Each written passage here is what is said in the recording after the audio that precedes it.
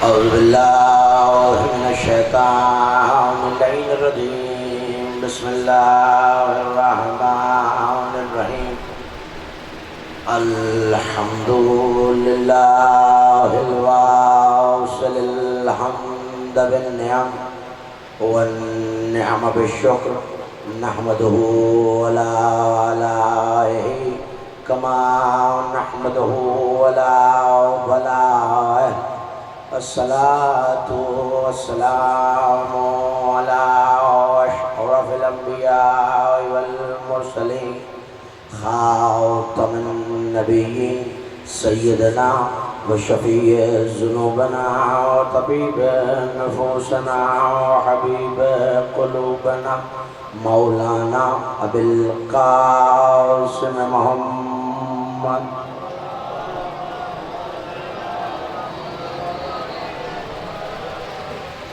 وأهل بيته الطيبين الطاهرين المعصومين المظلومين الميامين الذين ذهب الله عنهم الرجس وطهرهم تطهيرا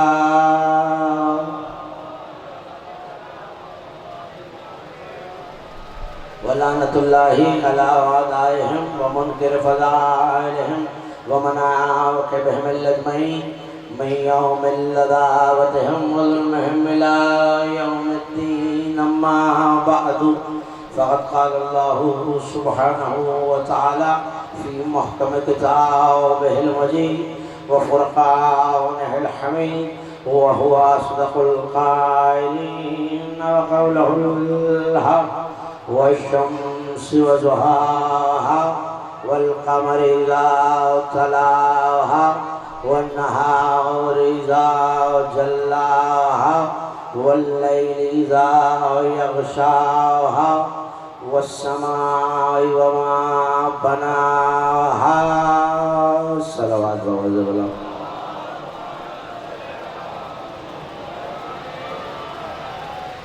پھر بھی سب مل کے آخری مومن تک ایک بلندتر صلوات پڑھیے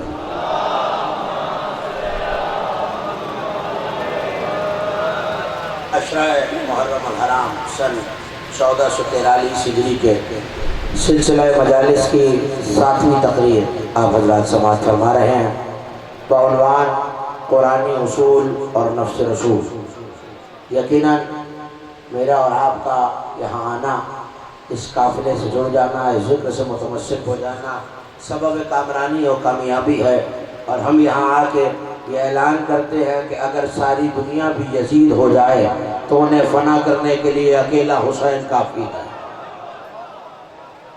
یہیں سے جڑ جائیے میرے ساتھ مسلسل گفتگو سورہ شمس کی تفسیر اور تعویل پر ہے اور آپ مسلسل موضوع کے دقائق کو موضوع کے حقائق کو محفوظ کرتے آ رہے ہیں اور کل ہم نے یہ گفتگو کی کہ وہ سورج جس کی روشنی کی اللہ قسم کھا رہا ہے اور وہ چاند جو سورج کے پیچھے آنے والا ہے اور وہ دن جو اس سورج کو روشن کرنے والا ہے اور وہ رات جو اس سورج کو ڈھانپنے والی ہے ان سب کی اللہ نے قسم کھائی ہے یعنی اللہ کے نزدیک یہ سورج یہ چاند یہ دن یہ رات اتنے معتبر ضرور ہیں کہ سچائیوں کا خالق اپنی سچائی منوانے کے لیے ان کی قسم کھاتا ہے سچائیوں کا خالق اپنی سچائی کی دلیل میں ان کی قسم کھاتا ہے اور کل یہ عرض کر چکا کہ وَالسَّمَاءِ وَمَا بَنَاهَا قسم ہے نبی کی اور اس نور مطلق کے خالق کی کون جس کے بارے میں قرآن نے یہ کہا کہ وَفِي السَّمَاءِ رِزْقُكُمْ وَمَا تُوعَدُونَ رزق سے لے کر جس چیز کا تم سے وعدہ کیا گیا ہے وہ سما میں ہے چاہے اللہ کا وعدہ جزا کا ہو چاہے اللہ کا وعدہ جنت کا ہو چاہے اللہ کا وعدہ آخرت کا ہو وہ سب سما میں ہے اور سما اس کے رسول کی ذات بلند والا ہے میں نے بہت تحقیق کی کہ نبی کو سما ہی کیوں کہا گیا، جب سورج کہہ چکا تھا تو یہ سما کہنے کی کیا ضرورت، یہ سما کی بلندی کی وجہ سے کہا گیا۔ تو مجھے بلندی تو اتنی نظر آئی کہ جہاں جبرائیل جیسا نوری ملک جا کے رک جاتا ہے، اس سے آگے اس سما کی بلندی ہے، کیونکہ اس کی نالین جبرائیل سے آگے چلی جاتی ہے۔ بہت دب دب کے آپ کی آواز آ رہی ہے، کھل کے میرا ساتھ دیں گے تو میری گفتگو آسان ہے۔ ایک صلوات جناب رسالت مآب کی ذات پہ بلند آواز سے ہدیہ کی۔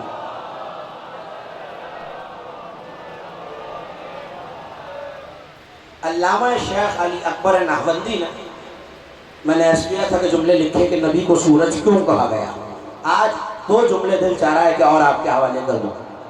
انہوں نے لکھا کہ مصطفیٰ کی ذات کو سورج اس لیے کہا گیا اور آسمان نبوت کا سورج کہا گیا کہ جس پہ چاند نمودار ہوتا ہے۔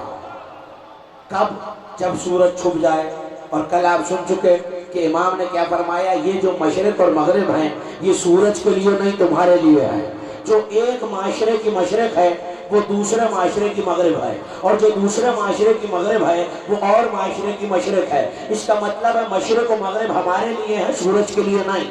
علامہ گلپائگانی نے جملہ لکھا، یہی جملہ آپ کو ہدیہ کر رہا ہوں، اور یہی معیار ہے کہ اگلے چند لمحے مجھے آپ سے کیا گفتگو کرنی ہے اور یہ جملہ آپ کیسے سنوں گے۔ انہوں نے لکھا یہ سورج کی مغرب جو ہے، اس مغرب ہی کو ولایت کہتے ہیں، جہاں سورج ڈوب جاتا ہے اور اسی میں سے ولایت کا چاند طلوع ہوتا ہے۔ اس کا مطلب ہے کہ ولایت کا چاند سورج کے ڈوبنے سے فوراً بلا فصل نمودار ہوتا ہے۔ تو پھر مجھے کہنے کی اجازت دیجئے، روزنہ کا یہ بیدار مجمع میرا ساتھ دے تو جملہ ہدیہ کر دوں، وَالشَّمْسِ وَالضُّحَاهَا وَالْقَمَرِ إِذَا تَلَاهَا۔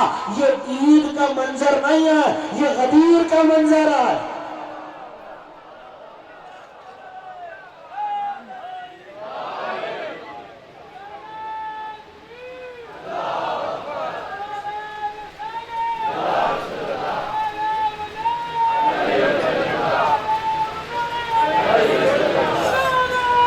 ہاتھ بلند کر کے سارے مومن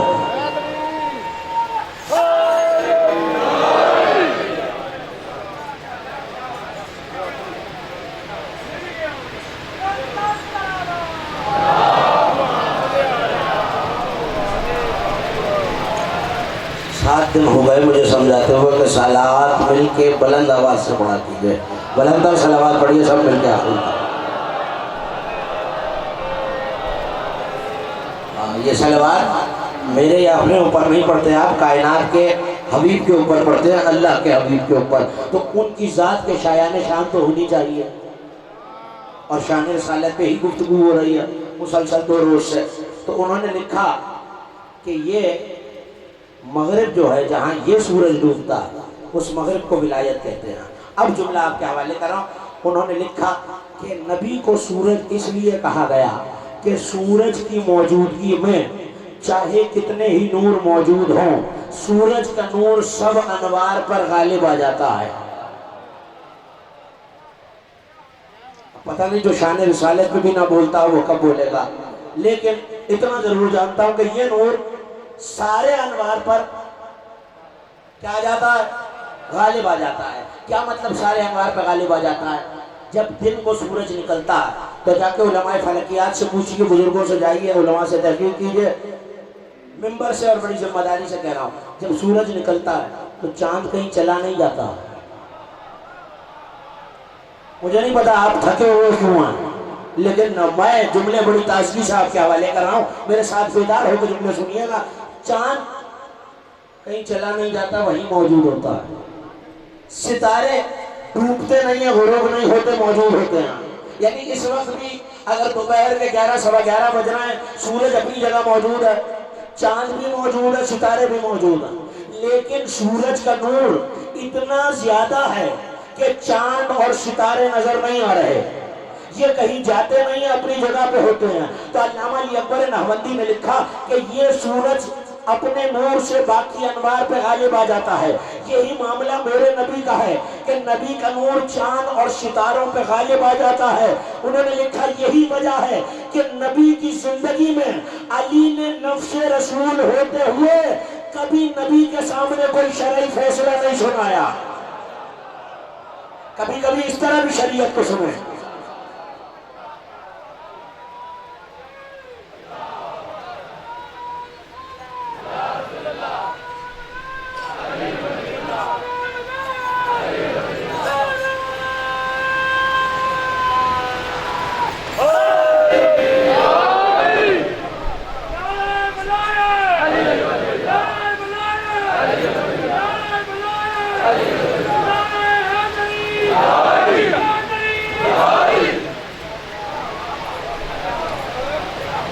جتنے ساتھ ہیں میرے انہی سے گفتگو کر رہا ہوں. توجہ کیجیے گا. مجھے نہیں پتا کہ پیچھے والے دوست میرے ساتھ ہیں بھی یا نہیں. بھائی مجھے اتنی دور سے اندازہ آپ کے نعرے سے ہی ہوتا ہے.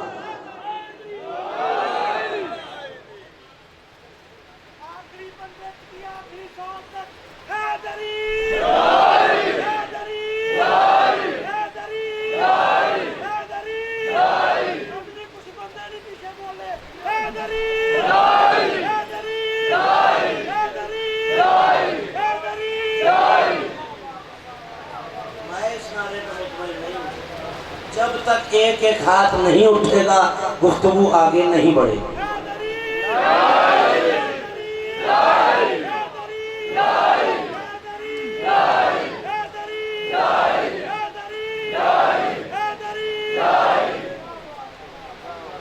توجہ کیجیے گا. کیا کہا شیخ علی اکبر نہاوندی نے؟ یہ نور ہر نور پہ غالب آ جاتا ہے.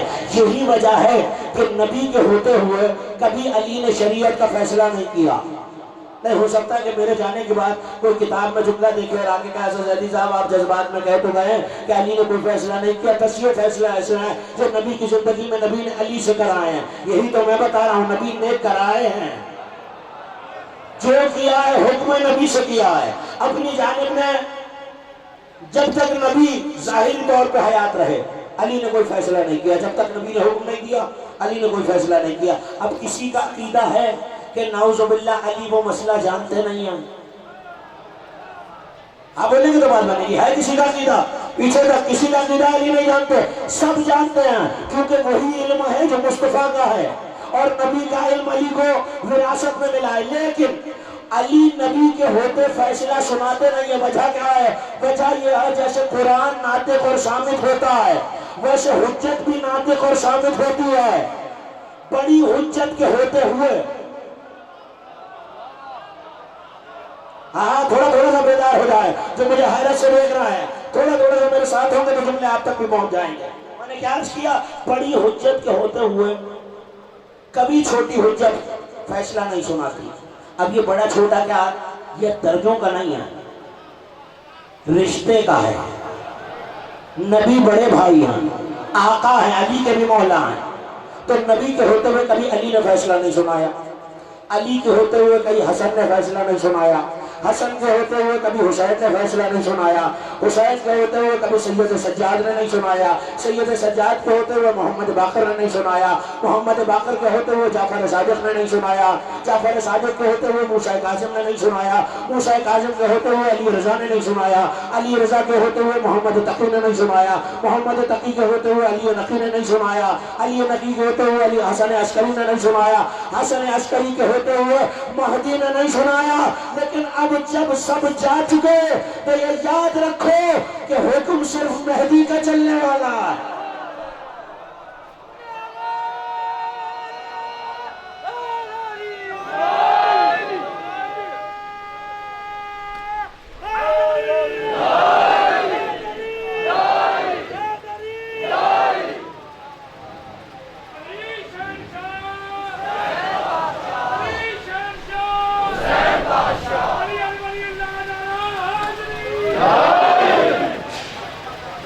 بات پہنچ گئی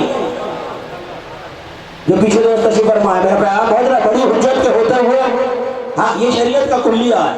جب بڑی حجت موجود ہے تو کبھی اس کے بعد آنے والی حجت اس کی موجودگی میں فیصلہ نہیں سناتی. تو نبی کا نور تمام انوار پہ غالب آ گیا.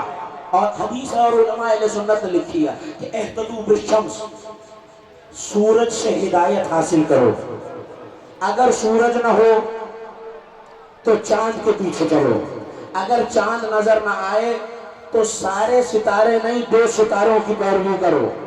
حضرت عبداللہ بن عباس نے پوچھا یا رسول اللہ سورج کون؟ کہ میں نبوت کا سورج. کا چاند کون؟ کا علی ولایت کا قمر. کا ستارے کیا؟ کہ ہمارے آسمان پہ لگنے والے ایک ستارے کو حسن کہتے ہیں. اچھی نہیں لگ رہی بات؟ ایک ستارے کو حسین کہتے ہیں. اب پوچھنا مجھے اتنا ہے کہ نبوت وہ ہے، نبی وہ ہے، میرا رسول وہ ہے جس کا نور ہر نور پہ غالب آ جاتا ہے. مگر میں حضور یہ فیصلہ نہیں کر سکا کہ ایک دن ایسا آیا، ایک چادر ہے، یہ سورج ہے، یہ چاند ہے، دو ستارے ہیں، مگر جب تعارف کی بات آئی تو اب نہ سورج کا تعارف، نہ چاند کا تعارف، نہ ستاروں کا تعارف. تعارف یہ ہوا ہم فاطمہ و ابیہا و بالہا و بنیہا.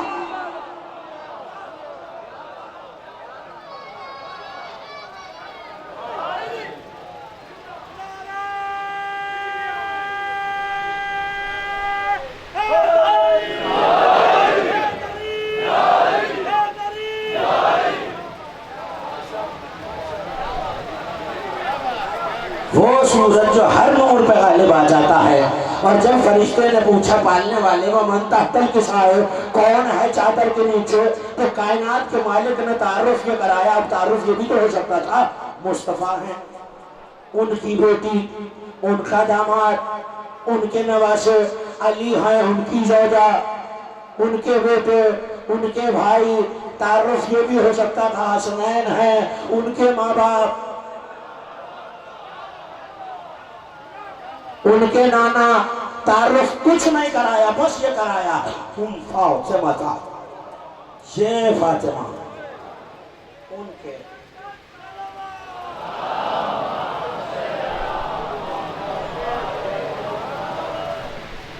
یہ سیدہ ان کے بابا، ان کے شوہر، ان کے بیٹے.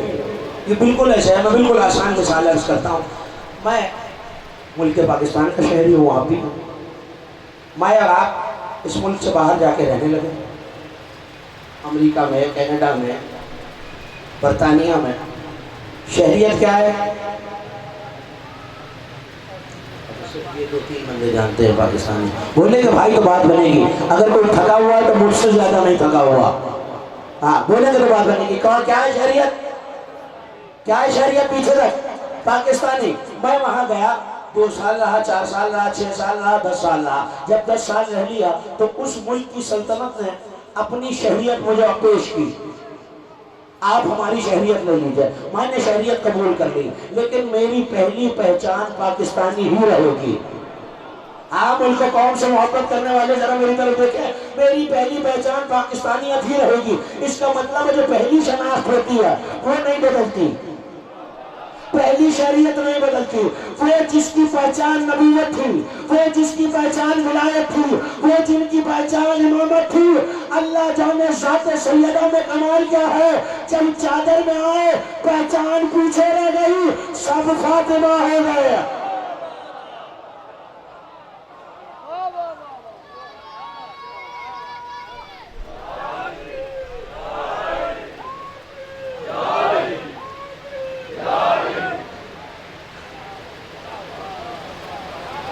نہیں، ایمان سے مومن انصاف پسند ہوتا ہے. یہ نعرہ ایسا تھا کہ آگے گفتگو ہو.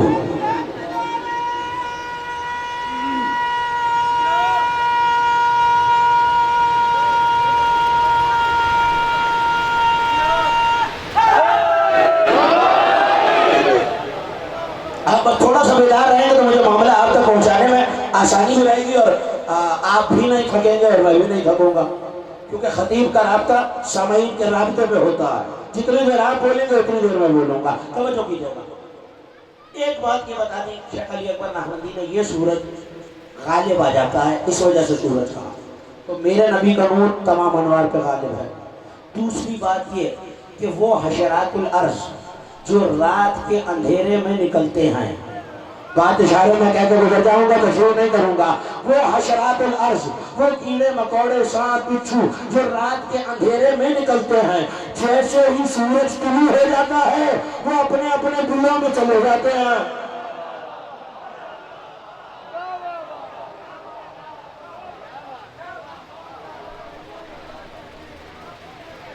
جملہ پہنچ رہا ہے آپ تک؟ آپ سلامت رہیں۔ وہ کیڑے مکوڑے، وہ حشرات الارض جو سورج کی عدم موجودگی میں باہر آ جاتے ہیں، وہ اس سورج کو نظر آتے ہی اپنے اپنے دلوں میں جا کے چھپ جاتے ہیں۔ تو شیخ علی اکبر نہبندی نے لکھا کہ نبی کو سورج یوں کہا کہ باطل مصطفیٰ کا نام سنتے ہی چھپ جاتا ہے۔ باطل میرے نبی کا نام سنتے بے نور ہو کے چھپ جاتا ہے۔ کیوں؟ اندھیرے میں رہنے والوں کو نور کی عادت نہیں ہوتی، اور جب سورج کا تیر نور ان کی آنکھوں پہ پڑتا ہے تو ان کی آنکھیں یہ نور برداشت نہیں کر سکتی، ان کی آنکھیں یہ نور برداشت نہیں کر سکتی۔ دوسرا جملہ انہوں نے بڑا عجیب لکھا، انہوں نے لکھا کہ اب ان دو باتوں جو ابھی میں نے آپ کو بتائیں اور جتنی باتیں ہم نے بیان، یاد ہے نا آپ کو شیخ علی اکبر نہبندی نے کئی وجوہات بتائی ہیں کہ نبی کو سورج کیوں کہا گیا۔ انہوں نے کہا اتنی باتوں کو نقل کرنے کے بعد میں اس فیصلے پہ پہنچا ہوں کہ یہ جو سورج ہے، کون سا یہ آسمان والا، اسے ایک دن علی نے یوں پلٹا لیا تھا۔ جو یوں کا لے سکتا ہے ذرا وہ تو میرے ساتھ بولے، اس سورج کو علی نے یوں پلٹایا تھا۔ تو وہ کہتے ہیں نبی کو اگر سورج کہا ہے اور علی نے ظاہری حالات میں پلٹایا ہے تو پھر ضروری ہے کہ تشبیہ تب پوری ہوگی جب اس سورج کو بھی علی زندگی میں پلٹا لے۔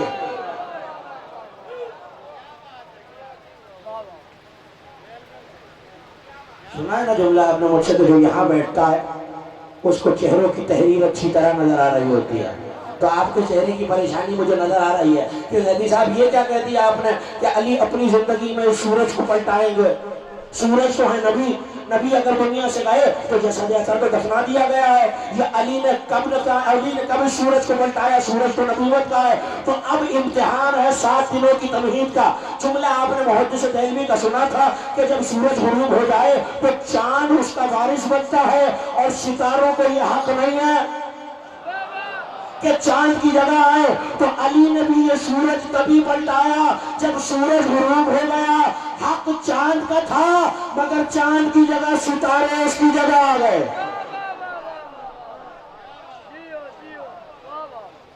جب چاند کی جگہ ستارے آ گئے اور آتے کیا کیا؟ چاند کی جگہ لے لی۔ ایک دن چاند احتجاج کرنے کے لیے آیا،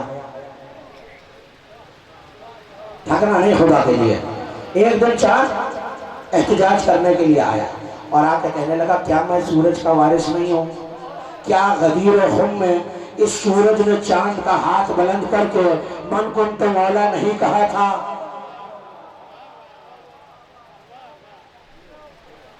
دل نہیں چاہ رہا تو میں جبرن سنانے کا بالکل عادی نہیں ہوں۔ ہاں، بات وہیں تک ہونی چاہیے جہاں تک محفوظ بھی ہوتی رہے۔ دل چاہ رہا ہے آگے جملے آپ کے حوالے کروں، صلوات ایسے پڑھیے گا کہ مجھے پتہ چل جائے کہ سننا چاہتے ہیں آپ۔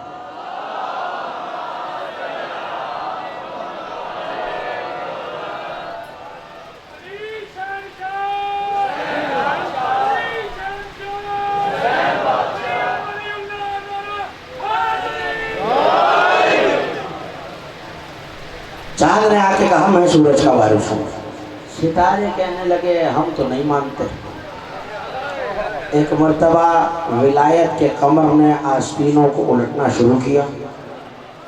علی کھڑے ہوئے، اعتراض کرنے والے کے ہاتھ کو پکڑ کے کھینچتے ہوئے مسجد قباء میں لائے، اور جیسے ہی مسجد میں داخل ہوئے آواز دی السلام علیکہ یا رسول اللہ۔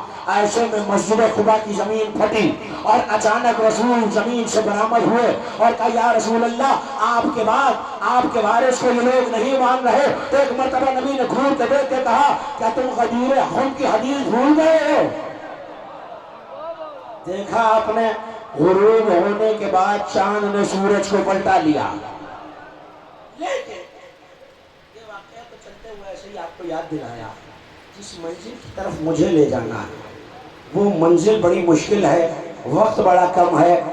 میں چاہ رہا ہوں کہ کچھ باتیں آپ کے حوالے کروں، اور آپ کی دبتی ہوئی آوازیں اور پریشان ہوتے چہرے مجھے روک رہے ہیں۔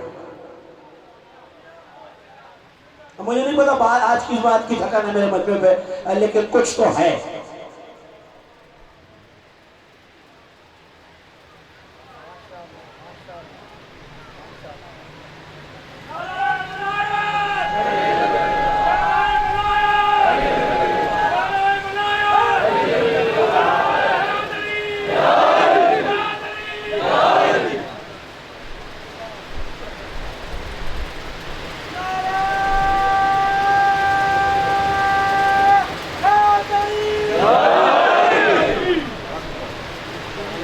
توجہ کیجیے گا، جو بھی ہے بس آپ کے حوالے، جو سن رہا ہے وہ سن رہا ہے، جو نہیں سن رہا اس کا اپنا مقدر میں تو جملے آپ کے حوالے کر رہا ہوں۔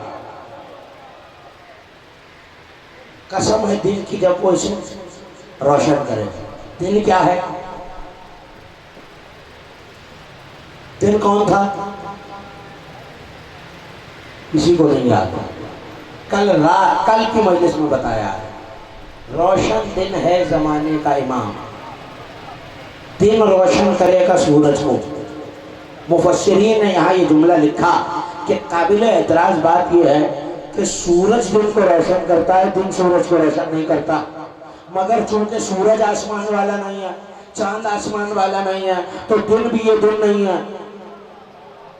تو آگے انہوں نے لکھا کہ مہدی کے آنے سے پتہ چلے گا کہ نبی کے نور کی حقیقت کیا ہے۔ پتہ کب چلے گا وہ واقعہ آپ کے حوالے کر رہا ہوں، جیسے دل چاہے سنیے۔ آپ کے امام کے زمانے کے امام کا تذکرہ ہے۔ صاحب کتاب الغیبہ نے لکھا کہ پانچویں امام، امام محمد باقر علیہ السلام،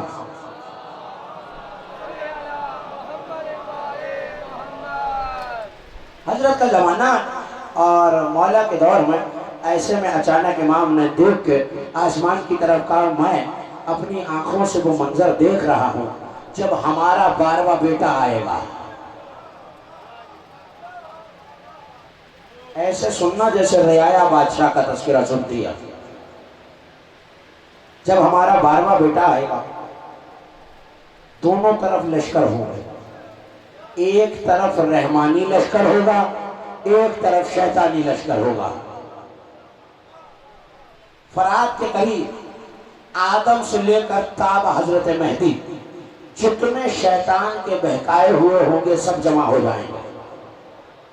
فرات کی دوسری طرف آپ نے دیکھا حق و باطل کا معرکہ آج بھی فرات پہ ہی ہو رہا ہے۔ جو آگے پھنس گئے وہ تو کم از کم بولیں گے ہی۔ توجہ کیجیے گا، فرات کے اس طرف شیاطین کا لشکر، فرات کے اس طرف میرے زمانے کا امام کا لشکر۔ وہاں لاکھوں کروڑوں ہیں، یہاں 313 ہیں۔ ہاں توجہ، وہاں لاکھوں کروڑوں ہیں، یہاں 313 ہیں۔ وہاں لاکھوں کروڑوں، آدم سے لے کر تابا حضرت مہدی، جتنوں کو شیطان نے بہکایا ہے، وہ جتنے شیطان کی روش پہ ہیں، جن کا عقیدہ یہ ہے کہ ہم ظاہر کو دیکھیں گے، باطن کو نہیں دیکھیں گے، مٹی کے پتلے کو دیکھیں گے، آدم کے نور کو نہیں دیکھیں گے، اور کہتی جملہ، ہم علم کے باس کو دیکھیں گے، عباس کی نسبت کو نہیں دیکھیں گے، تابوت کے کپڑے کو دیکھیں گے، حسین کی نسبت کو نہیں دیکھیں گے۔ یہ سارا قبیلہ ایک طرف، مہدی کا لشکر ایک طرف، ایسے میں شیطانوں کا حملہ ہوگا۔ ایسے میں نہیں آ رہی آواز، شیطانوں کا حملہ ہوگا، اور یہاں ابلیس کا لشکر مہدی پہ حملہ کرے گا، اور ایسے میں مہدی کا لشکر پیچھے ہٹے گا، حتیٰ کہ ان کی ایڑیاں فرات کے پانی میں ڈوبے۔ جیسے ہی یہ لشکر پیچھے ہٹے گا، نجف کی زمین میں زلزلہ آئے گا، ایک قبر پھٹے گی۔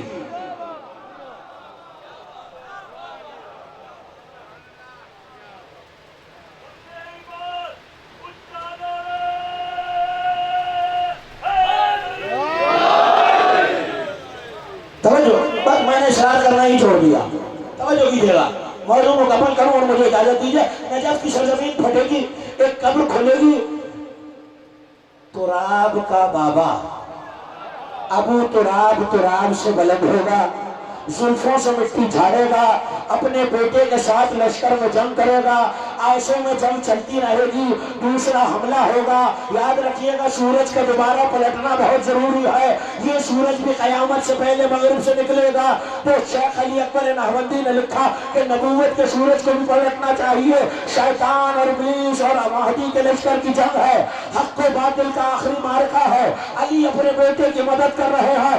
ایسے میں جب جنگ بہت بڑھ جائے گی، مدینے کی زمین میں زلزلہ آئے گا، قبر نبی پھٹے گی، ایسے میں زلفوں سے خاک جھاڑ کے اللہ کا نبی آواز دے کے کہے گا، میرے لال مہدی گھبرانا نہیں، میں نے آج تک تلوار نہیں چلائی، تیری مدد کو محمد تلوار لے کے آ رہا ہے۔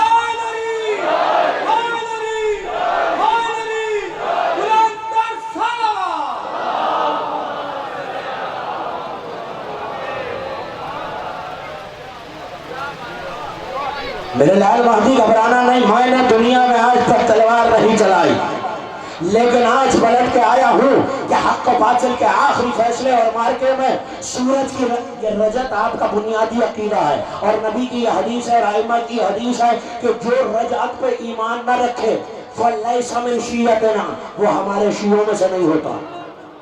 تو یہ بنیادی عقیدہ، تو میں کوئی نئی اور دیو مالائی بات نہیں کرنا۔ نبی واپس آئیں گے، اپنے آخری بیٹے کے ساتھ جنگ کریں گے، تب پتہ چلے گا مہدی کیا ہے۔ سورہ قیامت میں قیامت کی آیت رکھی ہوئی ہے، آپ کی نظر کر رہا ہوں، جیسے دل چاہے سنیے۔ فَجُمِعَ الشَّمْسُ وَالْقَمَرُ يَقُولُ الْإِنسَانُ يَوْمَئِذٍ أَيْنَ الْمَفَرُّ، نبی بھی آ گئے، علی بھی آ گئے۔ قرآن کہتے ہیں اس دن جب سورج اور چاند جمع ہو جائیں گے، زمانے کے باطل لوگ کہیں گے آج بھاگنے کا کوئی رستہ نہیں ہے۔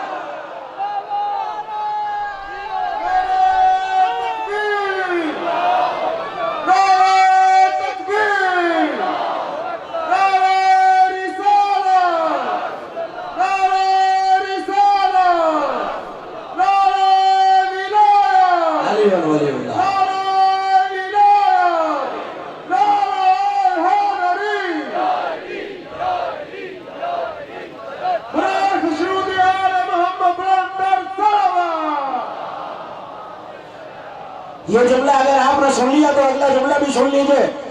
جس دن سورج اور چاند جمع ہو جائیں گے، سورج مبارک کا قیامت، میری طرف بھائی میری طرف، جس دن سورج اور چاند جمع ہو جائیں گے، زمانے کا باطل کہے گا آج بھاگنے کا رستہ کہاں ہے؟ تو صرف یہ سورج اور چاند تھوڑا ہی جمع ہوں گے، ایک سورج اور چاند اور بھی ہے۔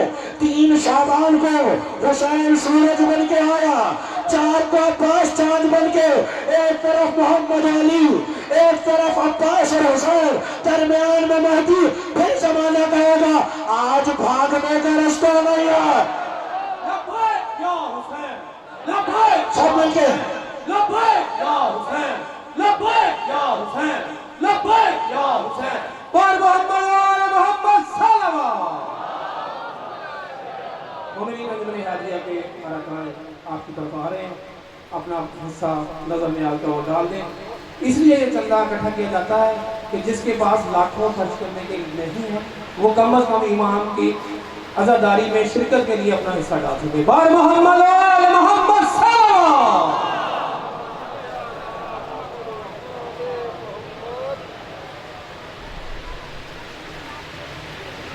اقرار کر کے خون پہ زبانیں بدل گئی،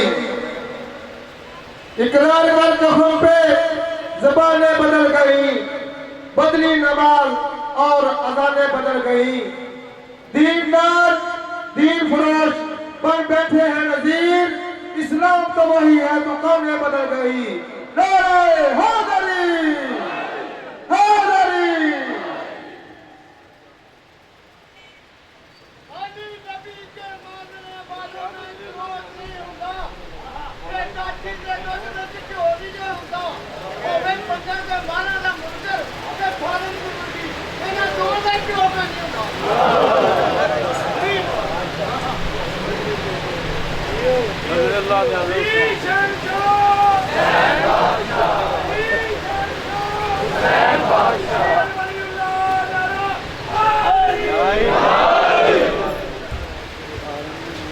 اس دن جب سورج اور چاند جمع ہوں گے، انسان کہے گا آج بھاگنے کا رستہ کہاں ہے؟ میرا نبی اس دنیا میں پلٹ کے آئے گا، اس کے بعد سورج اور چاند کی حکمرانی ہوگی، مہدی کا بول بالا ہوگا، سورج اور چاند مہدی کے ساتھ ہوں گے۔ جملہ کہہ رہا ہوں، جملہ ضائع ہو گیا تو مجھے افسوس رہے گا۔ سورج اور چاند جمع ہو جائیں گے، حکومت مہدی کی ہوگی، اس کے آباء و اجداد ہوں گے، دونوں سورج اور چاند ہوں گے، اور علی کا لال اس دن بڑے پرانے پرانے ستارے بجھا دے گا۔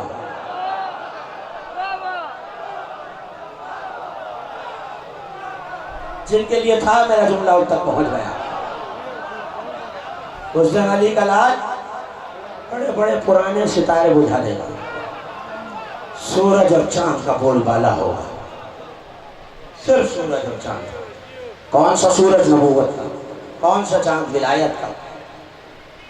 کل گفتگو یہاں رکی تھی کہ یہ جو سما ہے اس میں رزق ہے، جس جس نعمت کا اللہ نے وعدہ کیا ہے ملے گی مصطفیٰ کے دروازے سے۔ شاہ عبدالعزیز محدث دہلوی کا بنیادی جملہ جو اس رشرے کی بنیاد تھا وہ آپ کے ذہن میں توفیق الہی کی زمین، معرفت کا بیج، نبوت کی سورج کی دھوپ،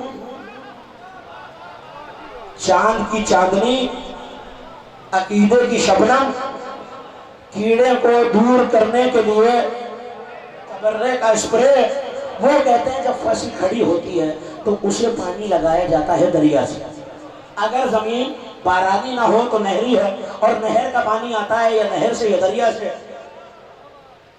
تو اب جب دریا سے پانی آنا ہے تو سوال یہ ہے کہ دریاؤں میں طغیانی ہونا بہت ضروری ہے یا نہیں؟ لہریں پیدا نہیں ہوگی تو پانی ایک جگہ کھڑا ہو جائے گا۔ جب پانی کھڑا ہو جاتا ہے ایک جگہ تو یا اس میں بدبو پیدا ہوتی ہے، پتہ نہیں میں کیا سے کہہ رہا ہوں اور آج میرے سامعین کیا سن رہا ہے، یا کھڑے پانی میں بدبو پیدا ہوتی ہے یا کیڑے اور جراثیم اور بیماریاں پیدا ہوتی ہیں۔ تو آگے انہوں نے لکھا کہ یہ دریاؤں میں طغیانی آتی کیسے ہے؟ چاند کی رات میں جب چاند نظر آتا ہے تو چاند کی گریوٹی سے، مون پل سے، چاند کی کشش ثقلی سے یہ پانی اوپر کی طرف اٹھتا ہے اور اس میں لہریں پیدا ہوتی ہیں۔ اس کا مطلب ہے اگر چاند کی چاندنی نہ ہو تو پانی میں بدبو پیدا ہو جائے، پانی میں بیماری پیدا ہو جائے، تو پتہ چلا کہ سورج کے وسیلے سے ہمیں رزق مل رہا ہے، چاند کے وسیلے سے پانی مل رہا ہے۔ تو جملہ کہنے کی اجازت دیجئے، کھانا نبی کا صدقہ ہے، پانی علی کا صدقہ ہے۔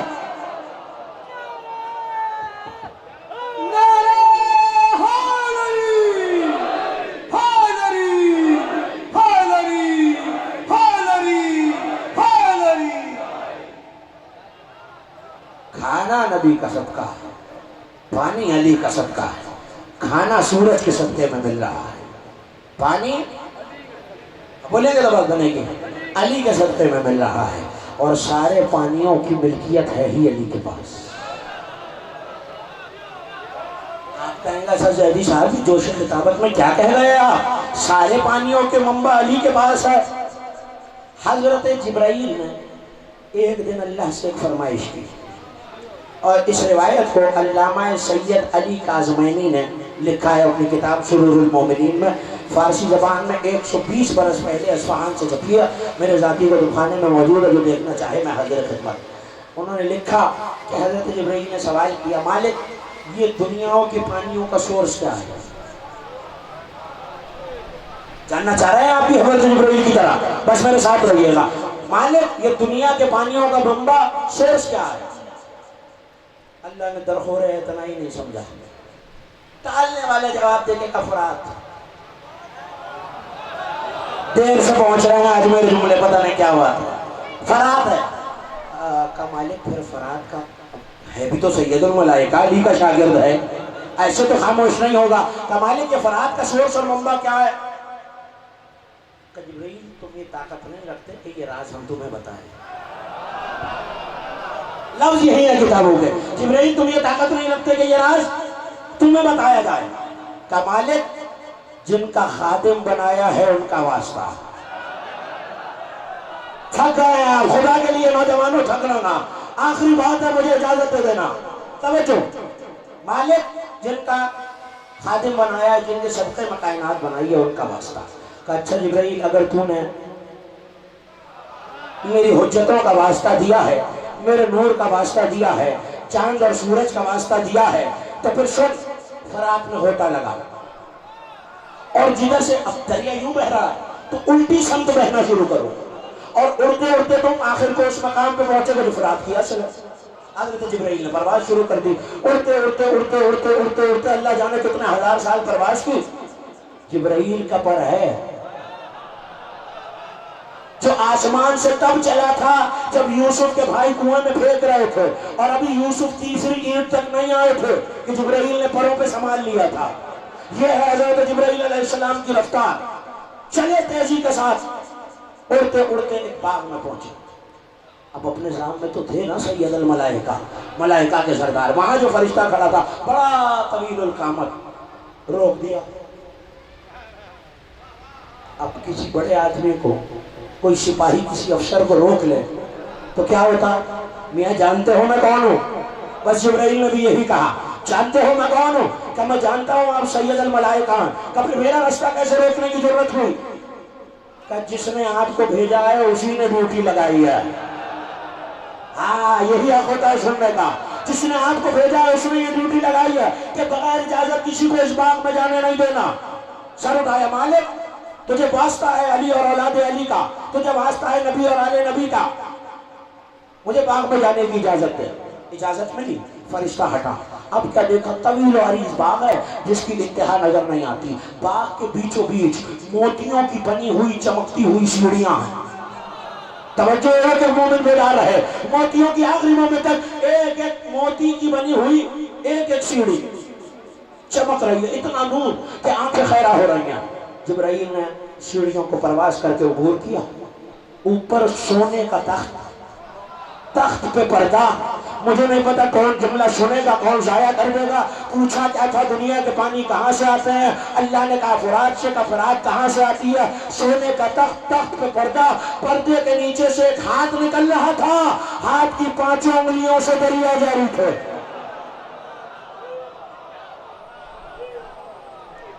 جتنی میرے سننے والوں کو حیرت ہے نا، حضرت جبرائیل علیہ السلام کو اس سے کہیں زیادہ تھی۔ ہکا بکا حیران ششتر اس ہاتھ کو دیکھ رہے ہیں کہ بھئی یہ ہاتھ باہر آ رہا ہے اور اس میں انگوٹھی بھی کوئی جانی پہچانی سی ہے۔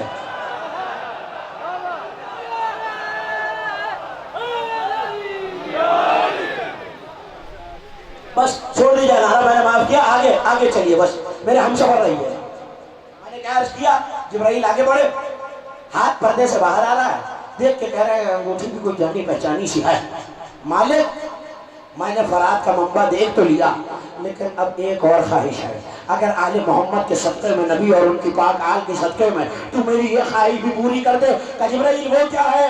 کہ مالک یہ تو دیکھ لیا یہ پانی کہاں سے آتا ہے، اتنا بھی بتا دے یہ پردے کے پیچھے کون ہے؟ کہ جبرائیل ہم اجازت دیتے ہیں۔ فَكَشَفَ نِقَابَهُ وَإِذَا هُوَ أَمِيرُ الْمُؤْمِنِينَ، پردہ ہٹایا تو پردے کے پیچھے علی بیٹھے ہوئے تھے۔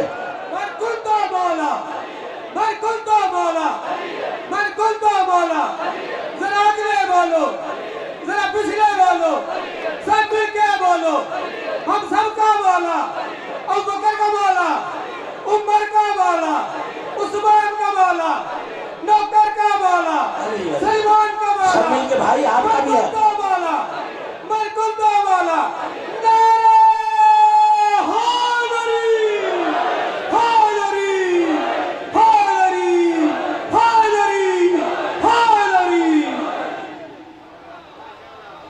پردہ ہٹایا تو پیچھے علی بیٹھے ہوئے تھے اور علی کی 5 انگلیوں سے نہریں جاری تھی۔ وہ پانی دنیا میں آ رہا ہے، رزق اگ رہا ہے تو شمس کا صدقہ ہے، پانی مل رہا ہے تو قمر کا صدقہ ہے۔ مگر آج علی کے بیٹے کے خیموں سے لتش کی صدائیں آئے، آپ کی آنکھوں نے اشکوں کا وضو کر لیا۔ درد کی وہی داستانیں ہیں، فضائل روزانہ نئے بھی پڑھے جا سکتے ہیں، لیکن وہ جو پردے داروں میں آئی ہوئی ہے وہ اپنے بابا کے فضائل سننے نہیں آتی، اپنے بھائی کی مصیبت سننے آتی ہے۔ اجرکم اللہ، 7 محرم کو حسین پر پانی بند کر دیا گیا۔ یہ جملہ اکیلا مصائب کے لیے کافی ہے۔ حسین کے بچے پیاس سے تڑپ رہے ہیں، خیموں سے بچوں کی آواز آ رہی ہے، اللہ تعالی ہائے پیاس۔ مشکیزوں کا پانی ختم ہونے لگا، لیکن آج 7 محرم کو جس شہزادے کا تذکرہ کرنا ہے مجھے، وہ مظلوم باپ کا مظلوم بیٹا۔ ایک عالم نے ایک جملہ لکھا ہے، جسے سمجھ میں آ گیا وہ گھر تک ماتم کرے گا۔ اس نے لکھا، حسن مجتبیٰ کے جگر کے 1 مرتبہ ٹکڑے نہیں ہوئے، 2 مرتبہ ٹکڑے ہوئے ہیں۔ ایک بار مدینے میں زہر نے ٹکڑے کیے، तीसरी मर्तबा करबला में कासिम के घोड़े ने टुकड़े किए। अजरुकुम अल्लाह। जब 28 सफर आई ना आजादार और हसन मुज्तबा खून की कै करते जाते हैं और तश्त हसन के जिगर के टुकड़ों से भरा हुआ है। जब मेरा मौला आखिरी वक्त में आया तो एक मर्तबा हुसैन को बुलाया और देख के भाई के चेहरे को रोने लगे। हुसैन ने पलट के पूछा, भैया क्या दर्द की शिद्दत बहुत ज्यादा है? पलट के कहने लगे, हुसैन मैं अपनी मुसीबत पे तो नहीं रो रहा, मैं तो तेरी मुसीबत पे रो रहा हूँ। आज मेरा सर तेरे जानों पे है, मगर करबला में जब तुम अकेले रह जाओगे मेरे भाई तेरा सर किसके जानों पे होगा? मेरा जी कहता है बकिया से आवाज आएगी, हसन मुज्तबा माँ हुसैन का सर जानों पर। हसन मुज्तबा माँ करबला में आएगी। आजादारों 7 मुहर्रम आ गई है। आज तुम्हें रुलाने के लिए कुछ कहने की जरूरत नहीं होनी चाहिए।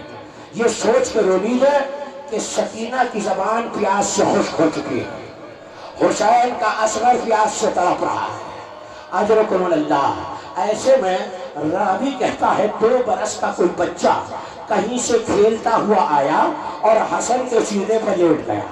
हसन ने रुखसारों के बोसे लिए, हसन ने कासिम के सीने के बोसे लिए, हसन ने कासिम के बाजुओं के बोसे लिए और एक मर्तबा जनाब उम्मे फरवा की तरफ देख के कहा, उम्मे फरवा जरा एक कागज कलम ला के देना। एक मर्तबा कागज कलम में कुछ रखा, उस कागज को लपेट के रख दिया, कहा इसको बाजू पे कासिम के बांध देना और देखो जब कोई बहुत बड़ी मुसीबत आए ना तो मेरा ये खत खोल के देख लेना।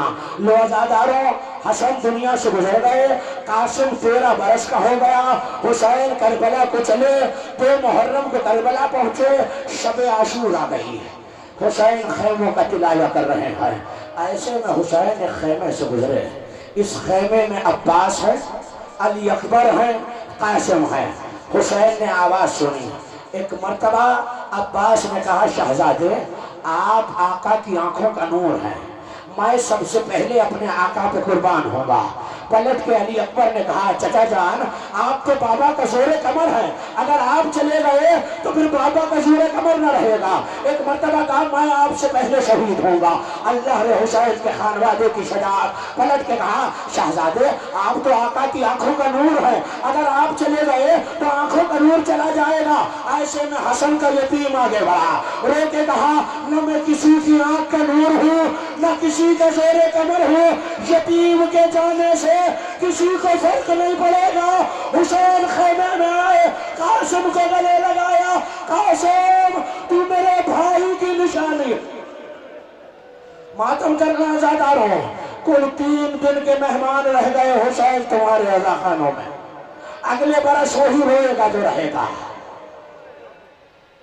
आज हसन मुज्तबा अपने लाल का पुरसा लेने आए होगे ना, बुलंद आवाज से गिरिया करना।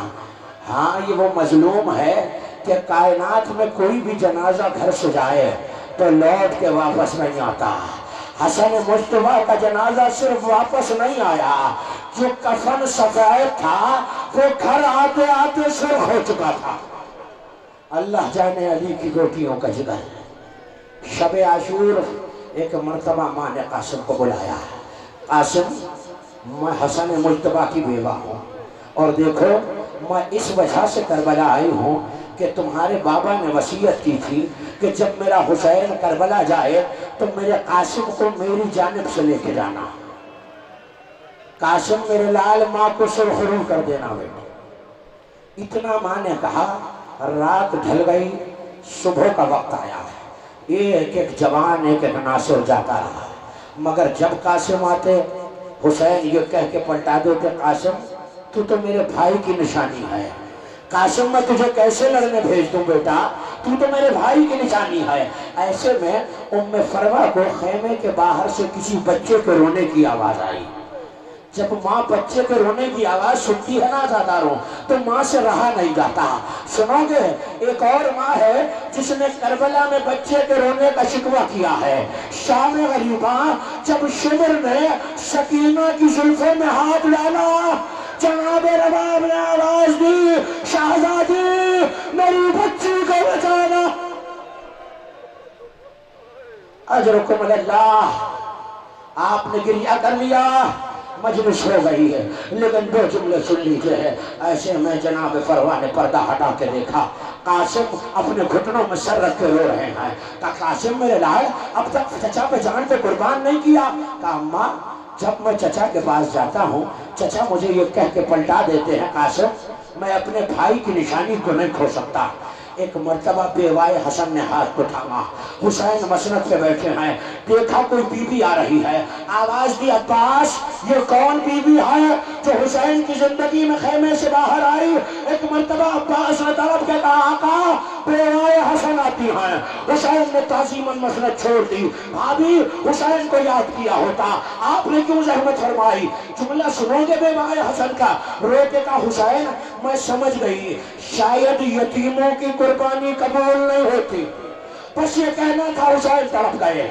एक मर्तबा कासिम को याद आया, पापा ने कहा था अगर कोई मुसीबत का वक्त आए तो बाजू से तावीज खोल के देख लेना। कासिम ने तावीज खोला, लिखा हुआ था ये खत है हसन इब्ने अली का, अपने भाई हुसैन इब्ने अली के नाम। देखो हुसैन, मैं कासिम को अपनी जान से तुझ पे कुर्बान कर रहा हूँ। जब कासिम इजाजत लेने आए तो मेरे भैया मैं हुक्म देता हूँ कासिम को इजाजत देना। लो अज़ादारों, कासिम को इजाजत मिली। मगर सुनोगे हुसैन ने अपने दूल्हा को तैयार कैसे किया। हुसैन ज़रा पहनाते हैं, ज़रा कासिम को बड़ी आती है, मातम करना अज़ादारों जो पुरसा देने के लिए आया है, 3 दिन रह गए हैं रहने के। अज़ादारों एक मर्तबा कासिम का कुर्ता पहना कर कुर्ते के गिरेबान को चाक किया। उलमा ने लिखा वजह क्या थी, वजह ये थी कि अरब माशरे में यतीम पे हमला नहीं किया जाता था। अज़ादारों कासिम सवार होके चले, एक मर्तबा मैसरे को मैंने पे उल्टा, मैंने को मैसरे पे उल्टा, कासिम ने घमसान का रन करा। ऐसी जंग हुई कि लोगों को अली याद आ गए। मगर ऐसे में किसी ने पुष्ट से गुर्ज का हमला किया, कासिम के सर पे गुर्ज का लगना था, हसन का फूल चील पे संभल न सका, आवाज दी आका कासिम का सलाम। एक जानिब से अब्बास चले, एक जानिब से हुसैन चले, मगर अब जो शेरों को आते देखा, दाएं की फौजें बाएं, बाएं की फौजें दाएं, कासिम का लाशा, हुसैन की आवाज, कासिम चचा को आवाज दे बेटा। अल्लाह अल्लाह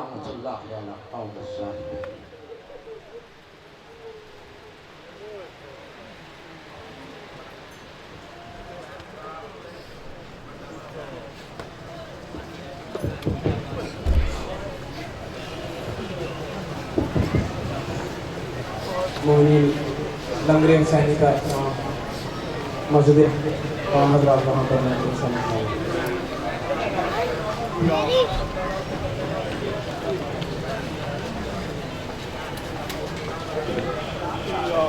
नाम और राम को चाहता हूँ स्वीकार में